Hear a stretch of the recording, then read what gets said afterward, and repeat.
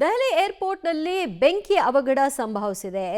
Air ಇಂಡಿಯಾಗೂ ಅವಘಡಗಳಿಗೂ ಒಂದಕ್ಕೊಂದು ಸರಿ ಇಲ್ವಾ ಅನ್ನೋ ರೀತಿಯಲ್ಲಿ ಆಗ್ಬಿಟ್ಟಿದೆ. ಇತ್ತೀಚಿನ ದಿನಗಳಲ್ಲಿ ದೆಹಲಿ ಏರ್ಪೋರ್ಟ್ನಲ್ಲಿ ಬಸ್ಗೆ ಬೆಂಕಿ ಕಾಣಿಸಿಕೊಂಡಿದೆ. ಟರ್ಮಿನಲ್ 3 ನಲ್ಲಿ ಏರ್ ಇಂಡಿಯಾ ಬಸ್ಗೆ ಬೆಂಕಿ ಆವರಿಸಿತ್ತು. ಅದೃಷ್ಟವಶಾತ್ ಬಸ್ನಲ್ಲಿ ಯಾವ ಪ್ರಯಾಣಿಕರು ಇರಲಿಲ್ಲ ಅನ್ನೋದು ಸ್ಪಷ್ಟವಾಗ್ತಾ ಇದೆ. ವಿಮಾನ ಪ್ರಯಾಣಿಕರನ್ನ ಕರೆದೊಯ್ಯುವಂತಹ ಬಸ್ ಇದಾಗಿದೆ. ದಿಢೀರನೆ ಬೆಂಕಿ ಹೊತ್ಕೊಂಡಿದೆ. ಬೆಂಕಿ ನಂದಿಸುವ ಕೆಲಸವನ್ನ ವಿಮಾನಯಾನದ ಸಿಬ್ಬಂದಿಗಳು ಮಾಡಿದ್ದಾರೆ.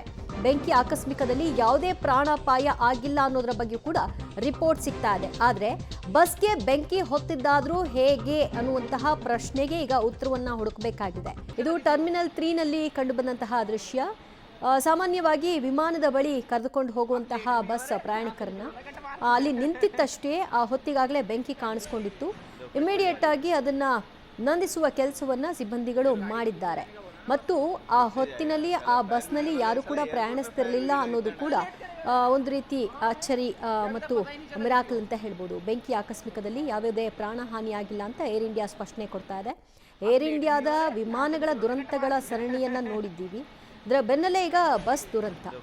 ಆದರೆ ಈ ದುರಂತದಲ್ಲಿ ಪ್ರಾಣಹಾನಿಯಾಗಿಲ್ಲ ಅಷ್ಟೇ. ಟರ್ಮಿನಲ್ 3 ನಲ್ಲಿ ಕಂಡುಬಂದಂತಹ ದೃಶ್ಯ ಇದು.